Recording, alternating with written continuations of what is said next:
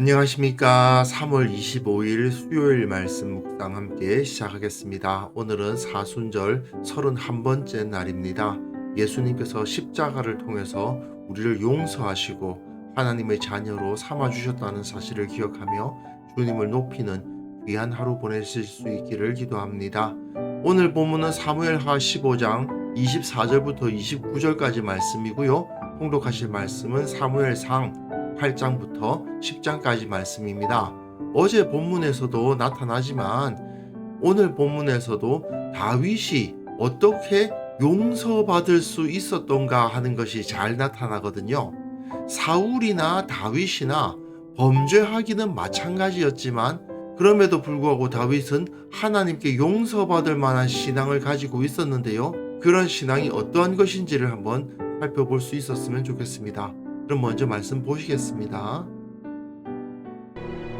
보라, 사독과 그와 함께한 모든 레위 사람도 하나님의 언약궤를 메어다가 하나님의 궤를 내려놓고 아비아달도 올라와서 모든 백성이 성에서 나오기를 기다리도다. 왕이 사독에게 이르되, 보라, 하나님의 궤를 성읍으로 도로 메어 가라. 만일 내가 여호와 앞에서 은혜를 입으면 도로 나를 인도하사 내게 그 궤와 그 계신대를 보이시리라. 그러나 그가 이와 같이 말씀하시기를, 내가 너를 기뻐하지 아니한다 하시면 종이 여기 있사오니 선히 여기시는 대로 내게 행하시옵소서 하리라. 내가 선견자가 아니냐? 너는 너희의 두 아들 곧 내 아들 아히마아스와 아비아달의 아들 요나단을 데리고 평안히 성읍으로 돌아가라. 너희에게서 내게 알리는 소식이 올 때까지 내가 광야 나루토에서 기다리리라. 사독과 아비아달이 하나님의 궤를 예루살렘으로 도로 메어다 놓고 거기 머물러 있으니라. 드라마 바이블이 상당히 다윗의 목소리를 당당하게 표현하고 있는데요. 그렇게 당당한 모습으로 말하는 분위기는 사실은 아닙니다. 다윗이 지금 압살롬의 반역을 피해서 도망가고 있잖아요. 그런데 그 모습이야말로 젊은 시절 신앙의 본질을 붙잡았던 다윗의 모습이 회복되는 것을 보여주는 거거든요. 특히 오늘 본문은 다윗이 종교적인 껍데기를 의지하지 않고 참 하나님을 의지하고 있었다라는 것을 보여주고 있습니다. 그러니까 사울의 위협을 피해서 광야를 오가던 시절, 그때야말로 하나님 앞에서 온전한 믿음을 갖춰가는 기간이었는데, 이제 왕이 된 후에 그 권력에 취해가지고 심각한 범죄를 저지르긴 했지만 다시 한번 이렇게 압살롬을 피해서 광야로 도망함으로써 과거의 그 신앙을 회복하게 되었다라는 것을 보여주는 겁니다.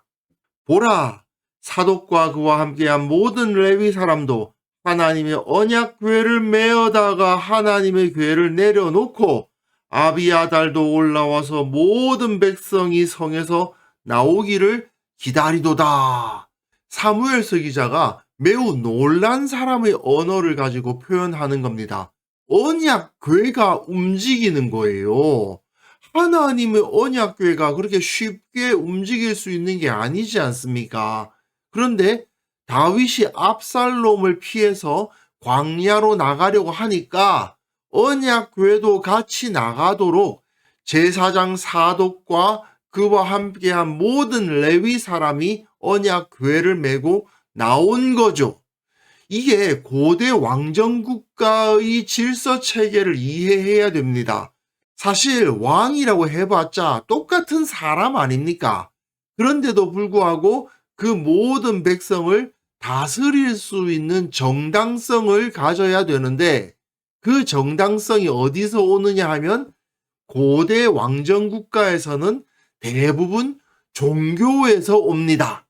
애굽의 바로는 태양신의 아들이기 때문에 사람들이 그를 따라야 되는 거였잖아요. 마찬가지거든요.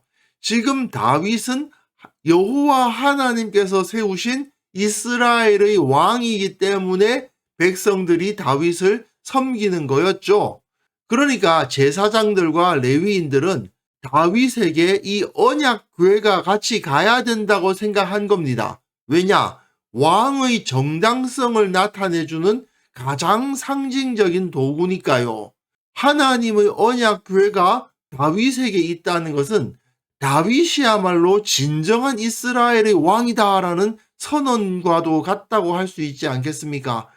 중국 역사에 빗대보면 옥새를 가지고 있다 이거죠. 그러니까 언약궤가 같이 나가려고 합니다. 하지만 다윗은 왕이 사독에게 이르되 보라 다시 보라예요. 이게 굉장히 중요한 문제라는 사실을 알게 해요. 하나님의 궤를 성읍으로 도로 메어 가라. 만일 내가 여호와 앞에서 은혜를 입으면 도로 나를 인도하사 내게 그 궤와 그 계신대를 보이시리라. 대부분의 사람들이 생각하기에는 왕과 함께 하나님의 궤가 같이 가야 왕의 정당성이 인정받을 것 같지 않습니까? 하지만 다윗은 지금 그렇게 생각하지 않아요. 왜냐? 지금 다윗은 자기 죄 때문에 하나님으로부터 쫓겨나고 있다고 인식하고 있기 때문에 그래요. 만약에 여호와 앞에서 은혜를 입으면 혹시라도 용서해 주시면 도로 나를 인도하사 내게 그 궤와 그 계신대를 보이시리라. 내가 하나님 앞에 다시 설 수 있도록 기회를 주실 것입니다. 라고 말하는 거죠.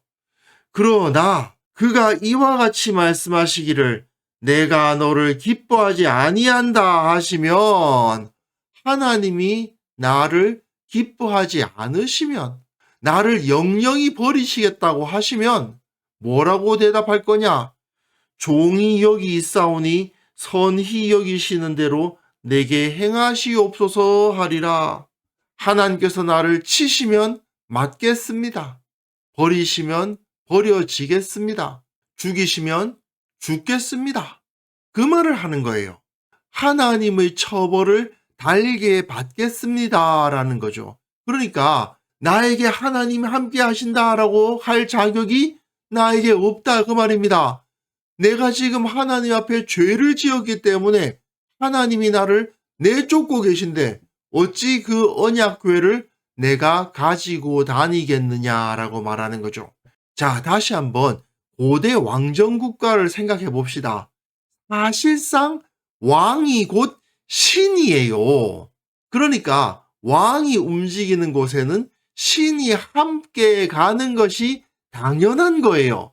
물론 왕은 백성들 앞에서는 뭐라고 말하겠습니까? 자기가 그 신을 충성되이 섬기는 사람이다. 그 신으로부터 보냄을 받은 사람이다. 이렇게 말하겠죠. 하지만 실제로는 왕 자신이 신이라고 주장하는 거나 다름이 없어요. 그렇게 하지 않으면 사람들이 똑같은 사람일 뿐인 자신을 뭐 특별하다고 여기면서 내 명령을 듣겠어요. 그러니까 자기가 그 나라의 신을 잘 섬기는 척 하지만 실제로는 자기가 신이나 다름이 없어요. 그런데 다윗은 아니죠. 철저히 자신이 하나님의 종이라는 사실을 인정하고 있습니다. 예루살렘에 좌정하신 하나님이 지금 자기를 쫓아내고 계신다. 나는 내 죄 때문에 쫓겨나고 있다. 그런데 어찌 내가 그 언약궤를 가지고 다닌단 말이냐. 나는 내 죗값을 받고 있는 것이다 라고 모든 사람들 앞에서 말하고 있는 셈인 거예요. 왕이 또 제사장 사독에게 이르되 내가 선견자가 아니냐. 너는 너희의 두 아들 곧 내 아들 아히마스와 아비아달의 아들 요나단을 데리고 평안히 성읍으로 돌아가라. 다윗은 제사장 사독과 그 아들들을 다 예루살렘으로 돌려보내고 있습니다. 다윗이 생각하기에는 아무리 압살롬이 악한 마음을 품는다 하더라도 제사장이자 선견자, 곧 선지자인 사독과 그의 아들들을 어쩌지는 못할 거라고 확신을 했기 때문인 거죠. 사실 압살롬 입장에서 생각해보면요. 자기가 예루살렘으로 진격을 했더니 이미 왕인 아버지 다윗은 도망가고 없어요. 거기에는 후궁들만 남아 있어요. 자기들을 막을 의사가 전혀 없어요. 게다가 들어가 보니 제사장 그대로 있고요. 무엇보다도 언약궤가 그대로 있어요. 중국식으로 이야기하면 옥새가 그냥 그대로 그 자리에 있어요. 압살롬으로서는 언약궤와 대제사장 사독이 자기와 함께 있는 거 아니에요. 그러니 내가 이스라엘의 왕이다라고 주장하기에 하등의 문제가 없게 되죠. 내가 이스라엘의 왕이 되는 정당성을 완벽하게 확보할 수 있는 것처럼 보이지 않습니까? 그러니까 다윗은 사독을 비롯한 제사장들을 압살롬이 어쩌지 않을 것이다라고 확신을 한 거예요. 그런데 너희에게서 내게 알리는 소식이 올 때까지 내가 광야 나루터에서 기다리리라 하니라. 이게 참 재미있습니다. 결과적으로 이들 제사장들이 압살롬의 동태를 다윗에게 알리는 간첩의 역할을 감당하거든요. 지금 다윗이 말하는 게 뭡니까? 제사장들이 예루살렘에 머물면서 자기에게 소식 알려주기를 바라면서 광야 나루터, 그러니까 요단강을 넘어가기 위한 그 나루터에 대기하고 있겠다 그 말이잖아요. 결국 이후의 내용을 보시면 이들 제사장이 다윗이 예루살렘으로 복귀함에 있어서 매우 중요한 역할을 감당합니다. 다윗은 언약궤를 가지고 가면서 자신의 정당성을 주장하려 하기보다 오히려 제사장들을 통해서 예루살렘의 사정을 알려고 했다고 볼 수도 있죠. 어쨌든 이러한 다윗의 선택은 그야말로 신의 한 수였다라고 말할 수 있습니다. 그래서 사독과 아비아달이 하나님의 궤를 예루살렘으로 도로 메어다 놓고 거기 머물러 있으니라고 되어 있습니다. 오늘 본문에서 다윗이 언약궤를 자기가 가져가려고 하지 않고 도로 원래 있던 그 성소에 두게 하는 모습은 엘리 제사장 시대의 이스라엘이 블레셋과의 전쟁에서 승리를 얻겠다면서 언약궤를 옮겨갔던 것과 완전히 대비를 이루죠. 사무엘상 4장에 보시면 백성이 진영으로 돌아왔습니다. 블레셋과의 전투에서 졌어요. 그리고 진영으로 돌아왔는데 이스라엘 장로들이 이르되 여호와께서 어찌하여 우리에게 오늘 블레셋 사람들 앞에서 패하게 하셨는고 여호와의 언약궤를 실로에서 우리에게로 가져다가 우리 중에 있게 하여 그것으로 우리를 우리 원수들의 손에서 구원하게 하자 하니. 이 엘리 제사장이 있었던 당시 이스라엘 백성들은 하나님을 전심으로 섬기지 않았어요. 다만 이 언약궤를 종교적인 도구로 사용하고 있는 거예요. 그리고 그 종교적인 도구가 결국 종교적인 껍데기가 능력을 발휘할 수 있을 것처럼 생각을 한 거예요. 결과는 다들 아시죠? 이스라엘은 블레셋에게 완전히 패배하고 언약궤마저 뺏겨버립니다. 엘리 제사장 시대의 이 이스라엘 장로들의 모습은 하나님을 도구화하는 행동입니다. 자기들의 이익과 승리를 위해서 하나님을 이용하려고 하고 있는 거예요. 이건 신앙이 아닙니다. 입으로는 하나님을 주님이라고 고백하지만 실제로는 하나님을 자기의 주님이 아니라 종으로 여기는 태도예요. 다윗 당시의 주위나라들, 고대 왕정 국가들이 다 그랬어요. 왕들이 자기들의 신을 자기들의 주라고 부르면서도 실제로는 그 신으로 하여금 자기를 섬기게 만들거든요. 하지만 다윗은 전혀 아니죠. 철저히 자기가 하나님의 종임을 인정하는 참 신앙을 가지고 있었습니다. 분명 그는 입으로는 주님, 주님 하지만 정작 하나님께 요구하기는 마치 종부리듯이 하는 그런 행동을 하지 않았고 철저히 자기가 하나님의 종이라고 고백하고 있는 거죠. 그랬기 때문에 다윗은 용서받을 수 있었던 겁니다. 우리도 다윗과 같이 진정으로 하나님을 섬기는 자로서 종으로서의 정체성을 회복해야 됩니다. 하나님께서 자기를 사랑하고 섬기는 자를 버리시지 않으신다는 믿음 가지고 하나님을 의뢰하는 거지, 그저 하나님 내 기도 들어주시는 분이시죠, 그저 이거 주세요 저거 주세요 하면서 정작 하나님께서 원하시고 가르치시는 바대로 순종하려고 하지는 않는 그런 모습을 가지고 있다면 하나님으로부터 복을 받을 수도 없고 용서를 받는 것은 더더욱 불가능하겠죠.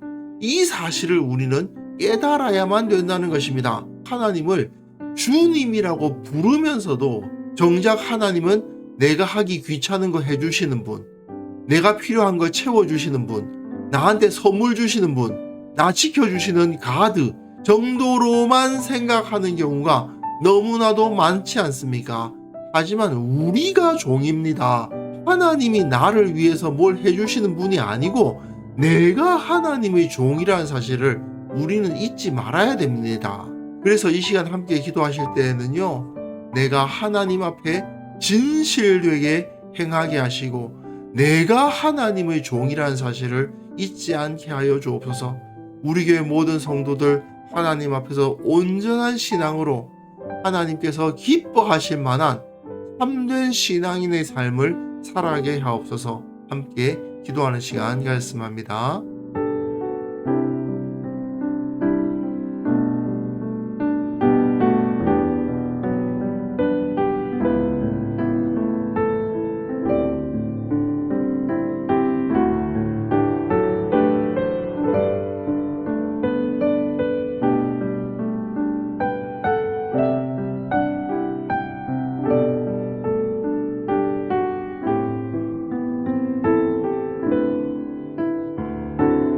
하나님 아버지, 우리가 주님 앞에서 진실되게 행하는 자가 되게 하여 주옵소서. 참된 믿음 갖게 도와주옵소서. 주님께서 진정 우리의 주인이시고 나를 다스리시는 분이시며 내가 하나님 앞에 종이라는 사실을 절대 잊지 않게 하여 주시고 우리 교회 모든 성도들 그 마음으로 하나님 앞에서 온전하게 섬기게 도와주옵소서. 주님께서 기뻐하실 만한 삶을 살아가는 자들이 다 될 수 있도록 주께서 은혜 베풀어 주시고 마치 엘리 제사장 시절의 이스라엘 사람들처럼 하나님을 대하는 어리석은 자 한 명도 없도록 주께서 우리를 일깨워 주옵소서. 아버지, 사순절 기간을 통해서 예수님의 십자가 사랑 기억합니다. 주님께서 우리를 위해서 그 사랑 베풀어 주셨는데 몸밖에 드릴 거 없어 주님 앞에 이 몸을 바치겠노라 헌신하는 우리 모두가 되게 하옵소서. 아버지, 오늘 하루 주님을 기억하며 내가 주님을 섬기는 자라는 사실을 기억하며 그랬을 때 주님께서 나와 함께 하시고 나를 만나 주시고 내게 은혜 베풀어 주시는 것을 경험하는 시간 되게 하여 주옵소서. 우리와 함께 하시는 주님께서 우리에게 은혜 베푸심을 온 만방이 알고 이 세상을 다스리시는 하나님의 영광이 나타나는 오늘 하루가 되게 하여 주옵소서. 감사드리옵고 예수님의 이름으로 기도합니다. 아멘.